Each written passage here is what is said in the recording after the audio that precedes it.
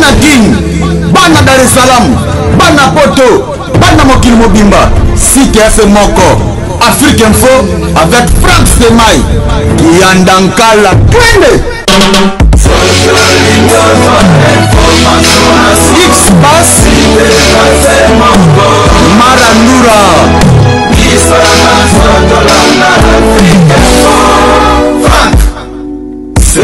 Mesdames et messieurs, merci de rester fidèles sur votre site www.africainfo.net.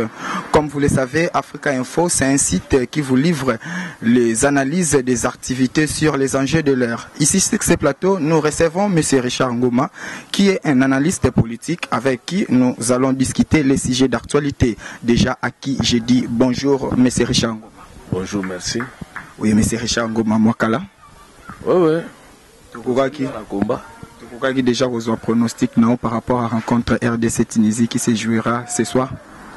Bon, rencontre nous sommes légalistes, nationalistes, même si le nationalisme est comme un slogan, mais d'un côté positif, il faut le Léopard a gagné.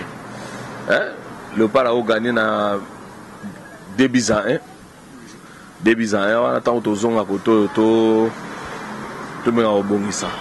Mais il y a une fédération congolaise Constat Omari.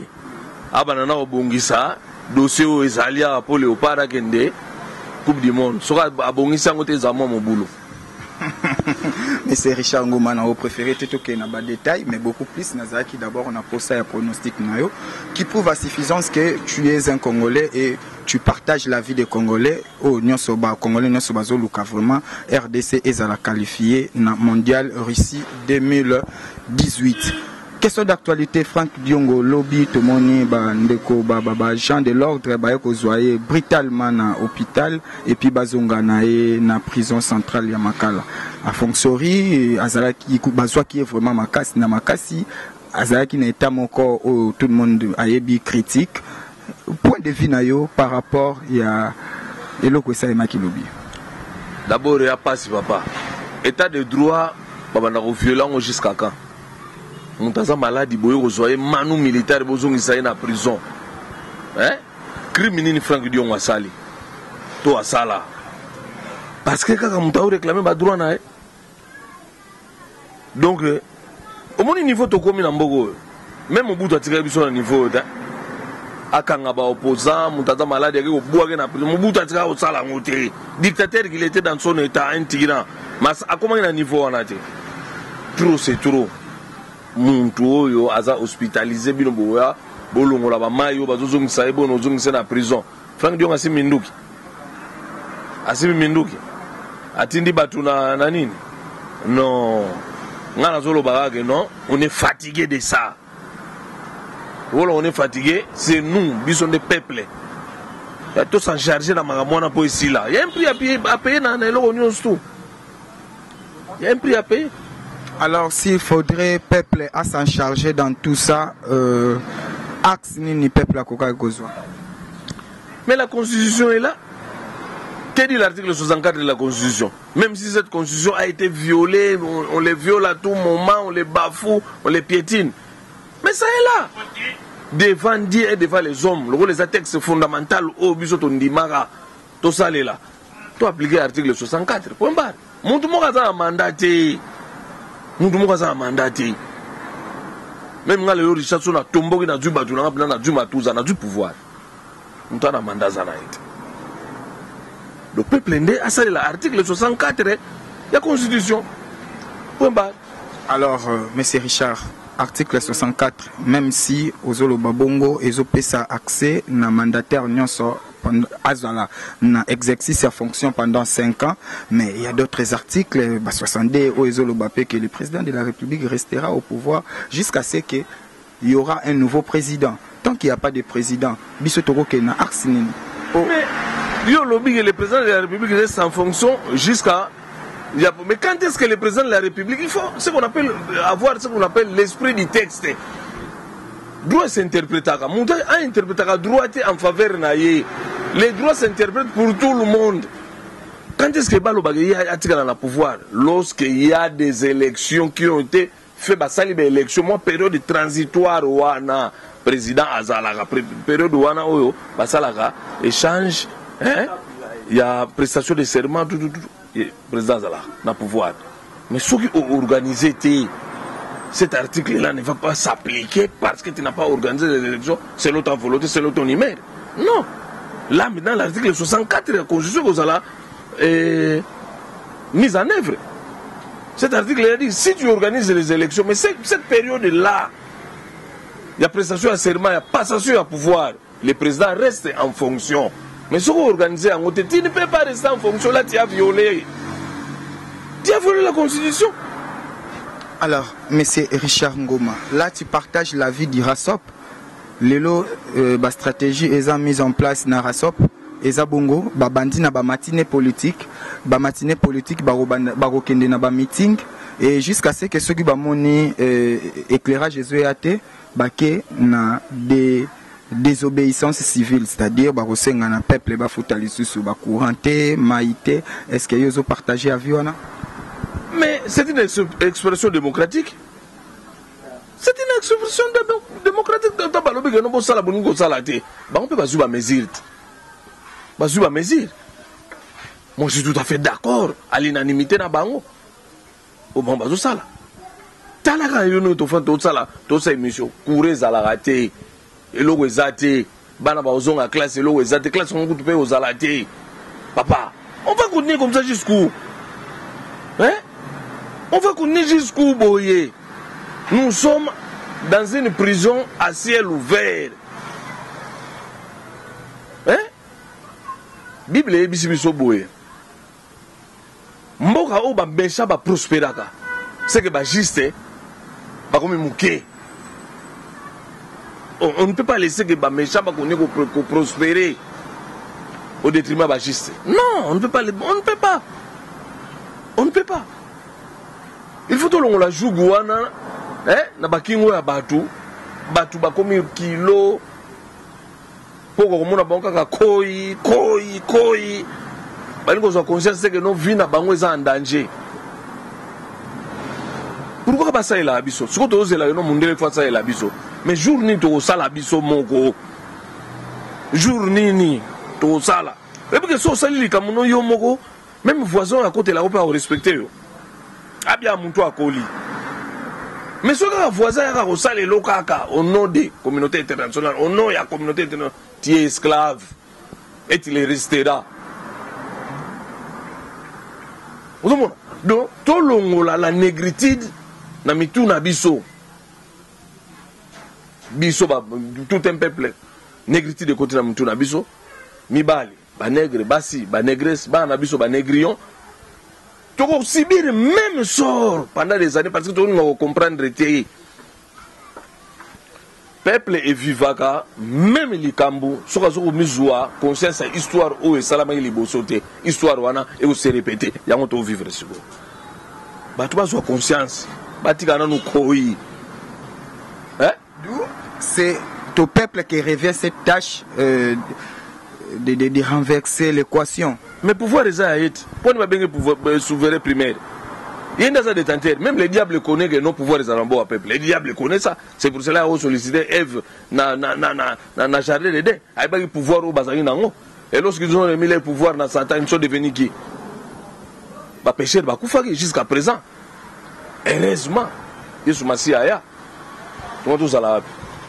Alors, M. Richard Ngoma, parlons des sécurités qui se vivent dans la ville de Kinshasa. Et pas très longtemps là, la police nationale congolaise venait de publier quelques numéros verts. Est-ce que c'est une façon aussi de lutter contre l'insécurité?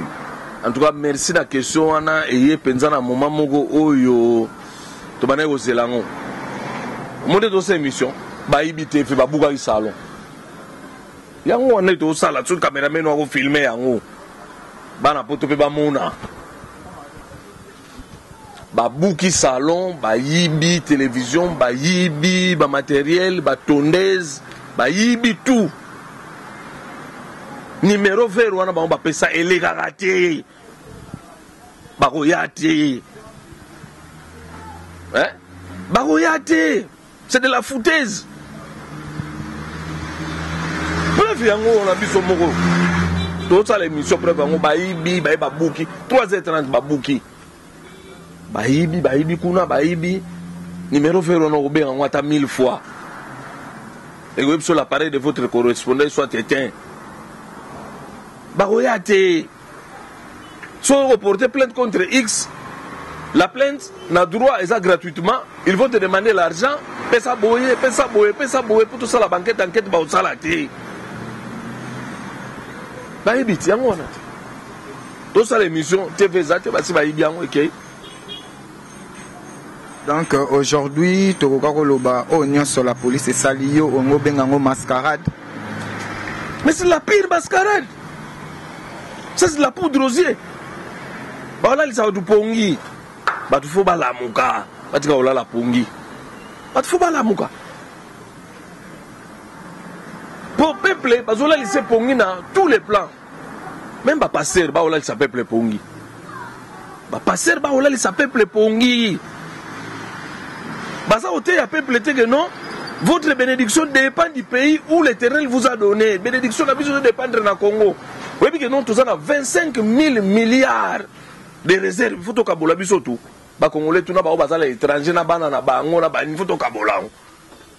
Mon tatan Zamba na mboko 25 000 milliards en réserve. Mais les impérialistes savent ça. Ba impérialistes ba s'arranger ba bongami. Pour battre na pouvoir, pour bakoyibela bango bango ba vivaga, ba mela ba au maltine kuna, ba lira ba chocolat na mbonga ba congolais. Yo mo na ko dame chocolat te. Na tongo ko mela au maltine te. Parlez nous ça bien te. Biso na Congo fallait to vivre nenge ba to émirat à Dubaï ba vivaga parce que nous avons l'argent, 25 000 milliards. Na lo bango toujours et je suis capable de reprouver yango. Na lo bango 25 000 milliards. Na ba Congolais tout bazan en Australie. Faut pas jouer à revenu on a pas annuel. Yoza Congolais, ngala Congolais zéro ke bena na banque ba na fin du mois au ben du mois eloko. Mais oya no na Congo te. Droit na oka ka posa Congolais. Na bana na yo. Mais les impérialistes se sont arrangés entre eux, bazu Congo en otage, ils nous imposent ba président Obisoto Lingité. Donc, bisonde, photo la mouka. Nous devons dire aux impérialistes non. Bisonde de voter, bon, bisonde de ça l'armée, bisonde de protéger, bisonde de ça la police, bisonde de coopérer. Point barre. Donc, nos dirigeants, basés bango pour rien, mais plutôt ce sont leurs maîtres. Non, ils sont sous pour quelque chose. Basa pour beaucoup. Basa pour beaucoup. Même si on t'a mis, on t'a imposé par les impérialistes. Est-ce que l'impérialiste va payer sur les peuples na haute? L'impérialiste va payer sur ton banzelate. L'impérialiste va payer sur ton logement société pour le peuple na. L'impérialiste va payer sur pour banaba qui des classes au fait les tenants dans la constitution. Non, ils ont une grande part de responsabilité. Une grande part. Les impérialistes va payer sur les impérialistes va benda oya bango à travers yo. Mais dividende o bazo pesa yo pour les peuple na yo. Autant à l'école, les soins médicaux, les gens qui sont en grève. Grève généralisée, radicalisée, ils vont faire maman emo. Mikolo, ça bien entendu, belate. So les habits ya. Odaye. Ils vont réclamer salaire d'amont. Pourquoi les politiciens ont un sou? Ils vont kata, Joana loi va avoir député. Ils vont avoir 13 000 $. Pourquoi ils vont kata mon na bangote avec notre bagisango, na corps médical, ils ont parti. Ba sénateur, ba mobuti seigneur soit na batonda na sénat, ba crocodile wana. Parce que ce sont eux, ba mobuti c'est wana, ba vengera contre le régime en place et contre la population congolaise. Ba ça la vengeance wana. Ba tobele ba barate. Il se venge contre le régime où e bengala pouvoir na bango et puis ba se venger contre la population où e ina bango. Est-ce que la population est bien mambo wana? Eh bien, ils ont combien de salaire na bango? Ils ont combien? Pourquoi ils ont un salaire ou un médecin ou un enseignant?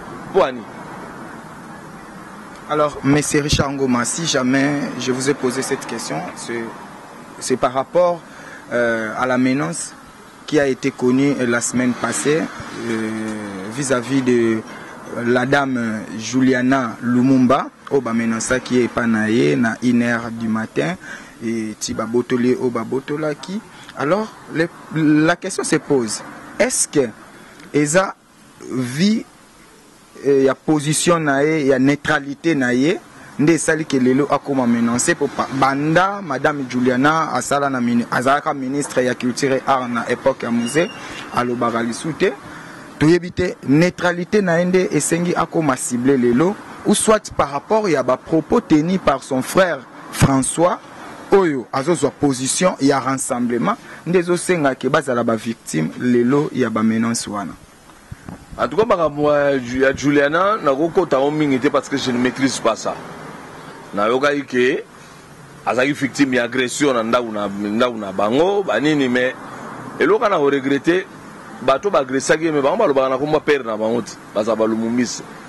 Ndeni ni sobiso to lobaka na komba Tshisekedi to ba Tshisekedi c'est ngo agresser mwana Tshisekedi. Monter ça une chose en même temps son contraire. Il faut comprendre batouana baza tolérante na tel peu baza tolérante batouana balobaka non biso bato lumumba biso balumumbise biso bani bino boke taper moi na ozomona cruauté barbarie ndengeza wana est condamnable. Je condamne ça. Na condamné avec toutes les énergies possibles, mais je condamne ça. Et d'ailleurs, on ne peut pas taper sur une femme. La violence faite à la femme est condamnable. Je condamne ça. Je condamne. Alors, M. Richard Ngoma, parlons fichier électoral. Déjà, il y a M. Corneille Nanga, le président de la CENI, qui séjourne à Kananga avec le vice-premier ministre en charge de la sécurité, M. Chadari. Et normalement, il devait y avoir aussi la présence de M. Olengankoy. Quand on parle de tripartite, on sait bien qu'il y a la présence du gouvernement, la CENI et les CNSA. Mais on voit M. Loumanou à la place des... Vous savez, avec cette histoire de CNSA, il y a à boire et à manger. Na makamboana, la CNSA, oyo batu bazelaka, oyo arasop. Tant que la CNSA arasop, ezaka na ngote, wana musuto mona ngote. Tebi ya ngote. Olengankoyi, combien de coups oyo sali et pas ya papa Etienne Tshisekedi. Combien de coups? Mais le président Etienne Tshisekedi a dit que nous avons papa. Asangisa ibanga lisusu kaka ye Olengankoyi wana jour à meeting mutazo zwa parole aza ko animer kaka ye moi j'étais à 2 mètres il y a podium kaka Olengankoyi papa wana mais c'est toujours lui papa. On n'a pas des hommes politiques dans ces pays. Malheur na biso yango wana. On n'a pas des hommes politiques dans ces... On a seulement des hommes de ventre. Mais des hommes politiques dans ces pays, il n'y en a pas. Ne baza na muntu te au projet de la société où c'est normal ba ça dans 5 ans il y a pas de hommes politiques. Siko boké na kananga bana ba bimisa trouble na kana. Pourquoi kananga ezu en retard? Bato ba selma mona bazaka ba fils à tiroir bango moko. Papa, l'homme aura comme des ennemis les membres de sa propre maison. Tout ça pour retarder échec électoral. Tokende na décembre été mais mitali bango ti lelo baluka ba nazi ndenge tozana na Congo muntu nyo soit participer au détour du Congo atako ko batama na Sri Lanka to lukayo ata oke ko fanda na Peru kuna na se oke na Bolivie to lukayo atoke na Guatemala to lukayo. Si on participe à la barre pour que bateau goiba to luka to kanga to extrader to élection devant ba juge to za suna ma révolution pardon te muntu nyo soit contribuer na ko sala o ya sali il doit répondre devant les juges. Monsieur Richard Ngoma, ce matin même il y a l'un des quotidiens de la ville où ba titré le lobby glissement en RDC, la CENI au cœur du manœuvre. Est-ce que vous avez partagé Nabiso à Viwana? Glissement wana za ballon d'essai babwaka babwaki ballon d'essai ba yo réaction na bino glissement to ndimango te to souffrir papa to souffrir glissement to ndimango te jour mo mona bato bamela su koina babare te bato bamela su masangana mwindu bamela ngo lisusu te kuto lugana nous l'intérêt supérieur de la nation papa bino bokondima glissement na souffrance courir à la hâte courir zate papa tout ça pas tout te mais déjà tout ça na kati ya glissement mais c'est comme si c'est uni en croire c'est quotidien.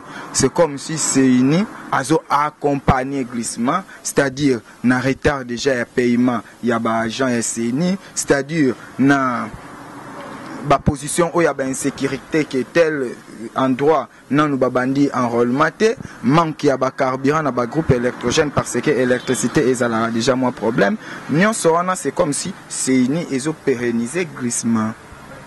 Il y aura une commission de magistrats vertébrés dans ces pays qui vont juger tous ces gens-là à CENI. Pour l'acte Baosala. Ne t'en fais pas. Nous sommes comme quelque part.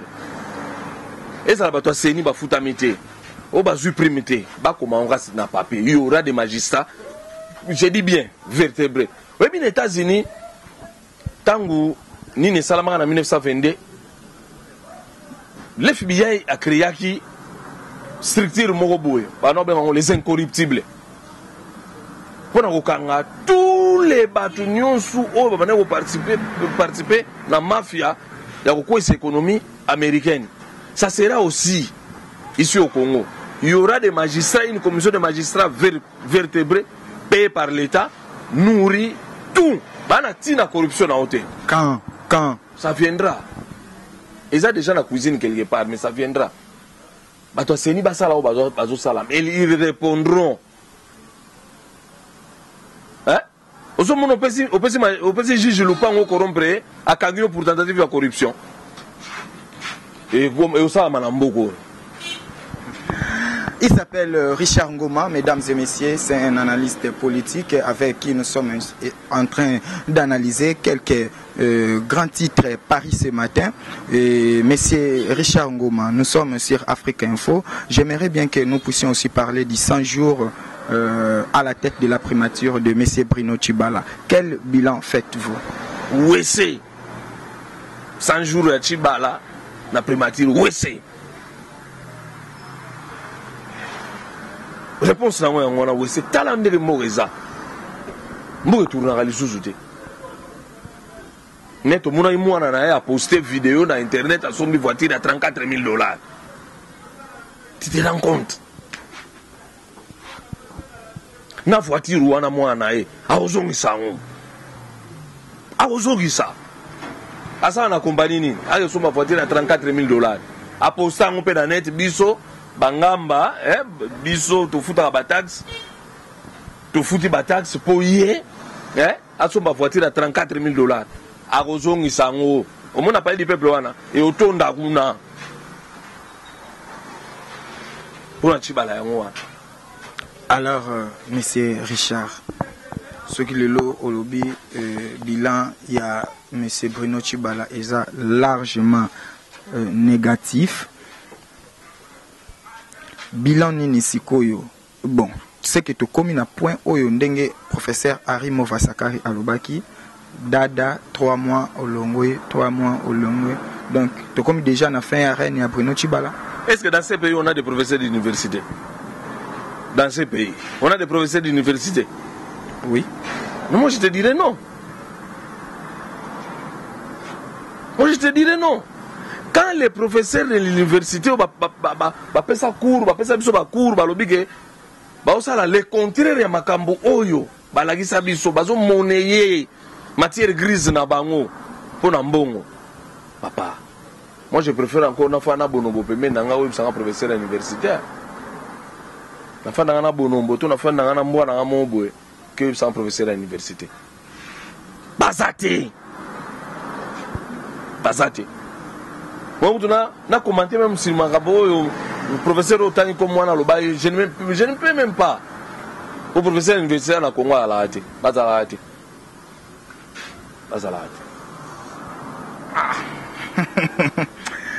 Ça c'est vraiment le Congo. Très chers internautes, vous remarquerez que c'est sa façon de parler, mais au moins, ce qu'Azolo Babongo, Azolo Bango vraiment avec son cœur. Vous avez remarqué en haut. Lentement, mais sûrement, tous qui des vers shit, il y a analyse Nabiso. Monsieur Richard Ngoma. Au lobby, il n'y a pas de professeur. Et puis, au Bokokota Makambo, il y a 3 mois. Quand même, Ninyango Kokakoloba par rapport, il y a communiqué Oyo.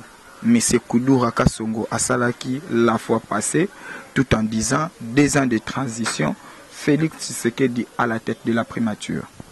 Koudoura Kasongo représente quoi dans ce pays? Il représente quel courant politique? Il représente quoi? Bazine Zahab.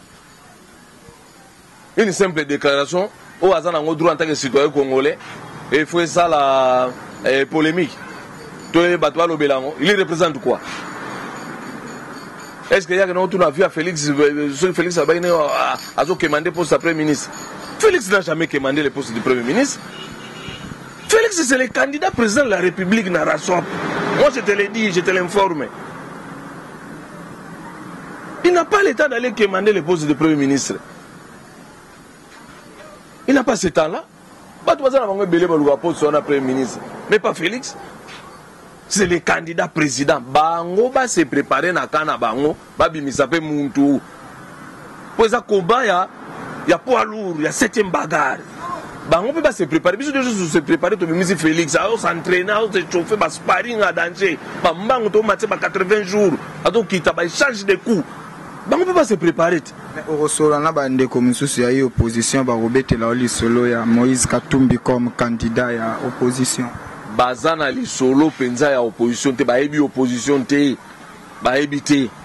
Président Moïse Katumbi c'est président au biso to respecta au niveau ya rasop, c'est un doyen. C'est un doyen. Biso to zalaka na IDPS to respecta muntu wana mingi parce qu'il est en train de faire aussi quelque chose pour le rassemblement. Et puis le rassemblement ça sur Pierre Raté. Donc, tout le monde a été pour le moment, pourquoi on doit quitter sur rassemblement? Pour rassemblement, on a bien raté.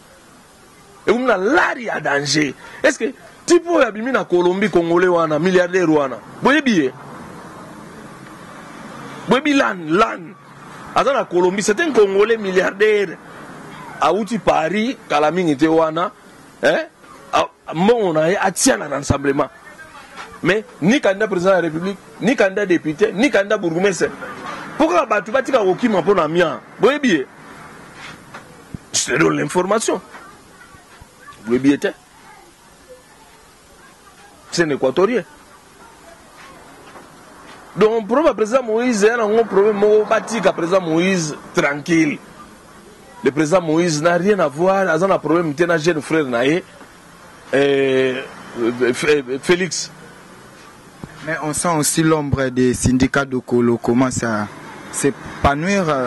Syndicat de Kolo, mon agelo basalagi en plein Paris ou hier à la société civile, à la candidat président de la République était, hein, à côté de la société civile. Mon ami Daniel Saf Bakendaki, Baglor Batutu Bakendakuna. Et puis mon toutou a outil qu'on n'a pas syndicat, tant que zone côté qui ça, à ça déjà au CP là, à ça au CP là. Donc, Rassop, et ça, on soutient le Kimi pour nommer le ministre, on n'a pas fait son bon. Rien. Yo mi bomi na yo mi bomi. Pour pas milliardaire, bazo kota kaka. Bazo kota. Croyez-vous aux élections d'ici décembre 2017? Je le crois. Si ça ce qui est au salamate, c'est que tu retires la osala en bisomo. Comment? Ce qui est au salamate en décembre, c'est que tu retires la osala en bisomo. Alors, M. Richard Ngoma, na habité, tu resuka nayo, na point oyo, siko ndenge tu komi awa. Tu komi ici na point mususu, rentrer au lobaki yango déjà, scolaire et en menace, tu habité soki ekozala, soki ekozalate. Alors, c'est comme si l'avenir de nos enfants, ou voire même l'avenir des jeunes Congolais sont hypothéqués aujourd'hui. Mais, papa journaliste, biso combat na biso, et ça ramène bon social. Moi, je ne me bats pas pour. On a Zalabo et la politique, je me bats pour le social des gens. Ce qui est social à Batouizan est normal. Ba élite politique ba obima bango moko. Parce que roi jouana social, ndenge bano baluka, bano bimisa ba élite oyo baza vertébré. Atana nzalate, atana lokaterité, atana atambola na makoloté, atana matière grise pour asaler là, peuple na eto population na ye. En contrepartie, il y a soit dividende na ye en tant que haut fonctionnaire de l'État. C'est ça, gérer la chose publique. Nous comment nous sommes social. Mais tant que la constitution est non, l'école primaire et secondaire est gratuite sur toute l'étendue de la République. Mais tout le monde a classe comme le commerce. L'école privée, ça où on vend. Moi, un Congolais, na Katia Congo, l'école où il y a zotanga ya muntu bazo exiger faire ça à compte. Papa, mais c'est un crime. Ça à compte à moi, non, mais moi, on attend pour retenir les jours à l'année prochaine. Ça confirmation. Batte que lui uniforme.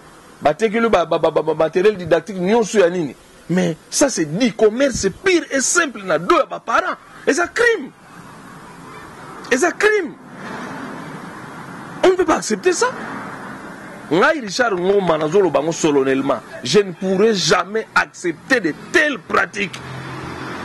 Et ceux qui n'ont pas mokonzi, ils ont un nion sous nos kangaou. Les écoles ont nion sous la fermer. Nga Richard Mokonzi, bad musu ba uzonga mboka. Kono kanga biloko wana nion tout. Et ça ba pratique moko antidémocratique, antisocial. Comment est-ce que les parents doivent payer les enseignants? Ça existe où dans le monde? Ça existe où les parents, nous sommes parents que nous sommes devons payer les enseignants? Et ça, c'est un crime.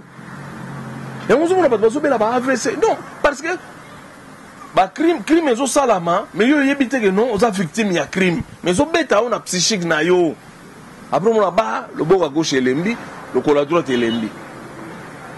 Les parents ont 5, 6, 7. Ils ont classe de moi, je suis $400. Mes parents ont 180 000 francs à Tchougangondi.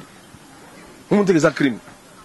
Nani ngo condamné ngana onga na zaoloba na et logo yo monte que combesa social pour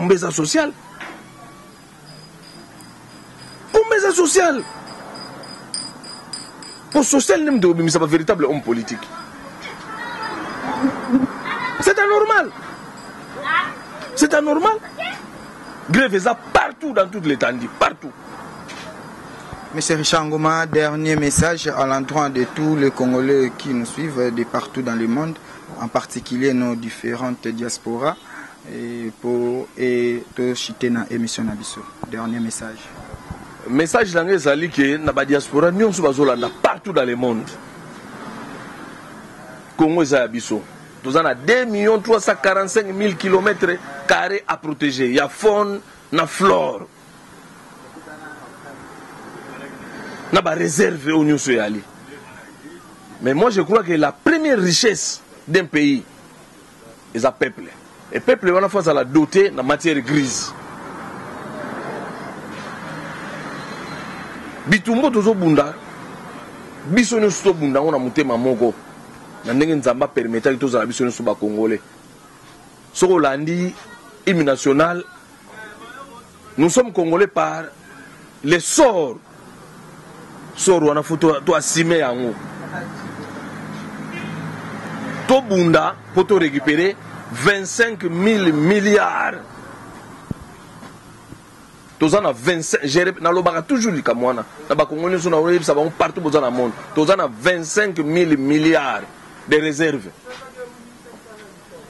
Bozo ba calculer beaucoup dans la chambre nous font l'ordinateur bo bete ça la combien d'années à vie na chaque congolais. Ata démographie à Congolais, l'autre 80 millions, comme 200 millions. Mais tout ça, combien de temps dans la roi? Pour ça, la calcul. Bobunda bitumbo. Bisot, papier bisot. Tout ça, bundara bitumba. Partout, boza. Avant lié et loco. Sambela pour la Congo. Nous avons appelé ça des dirigeants. Obaza maele, obaza éclairé, obazo banga nzambe, obakabula revenu ya mboka na chaque Congolais. Oyo te bazali que non atongi 4 immeubles ye moko. Non, c'est de l'égocentrisme. Mais oyo revenu mutu nyonso akozwa. Oyo bana na biso ba okende classe ofele. Oyo tozana accès na soins médicaux. Tozana accès na logements sociaux. Et nous tosengaka yango wana. Surtout toduka 4 paramètres wana tozana accès na justice équitable. Tozana accès à l'école gratuite, tozana accès na soins médicaux. Tout ça a accès à transport, tout ça a accès à logement. Point barre. L'État congolais n'y sous, n'a pas de diaspora à moi. Merci, monsieur Richard. Merci, na salué Batunyon sous. Balanda émission, balanda chaîne Nabino. Na pesi papa Bogilo na Rambo, te papa Sébastien Mabaya, maman Jenny Mabaya, maman Godé Mabaya. Na pesi misa na ngamo boye mo Miyebi. Amiyebi nalinga otanga komona ete pour la raison ta mususu nga mona ebi mais ayebi kaka na otika na aéroport na 4h du matin amiyebi place ça na pesi mbote ya trop place ça na pesi misala nga teka biobanza mbote mingi na pesi ba petit frère na nga États-Unis Jinan Samu Patin Samu Chigon Samu Fabrice Samu na pesi bino tout mbote ya trop luta continua victoire certa.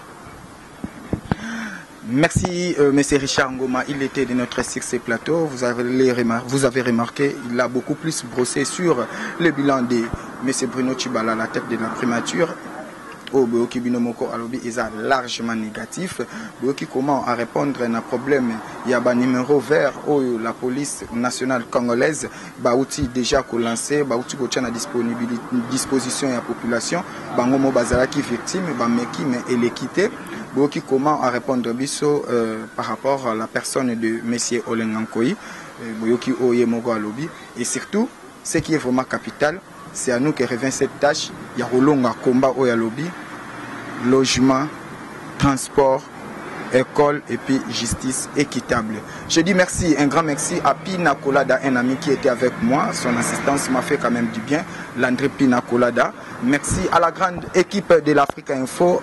Merci à Maëlle Sadiki qui était derrière la caméra. Merci à Gloria Olangi qui séjourne depuis Brazzaville, sans oublier Franck Stemaï Dissouka et Janine Kiazola. Merci à vous tous et restez branchés sur votre site. Au revoir. Bana King, Bana Dar es Salaam, Bana Poto, Bana Mokil Mobimba, CKF Moko, Afrique Info avec Franck Stemaï, Kiandankala, Twende.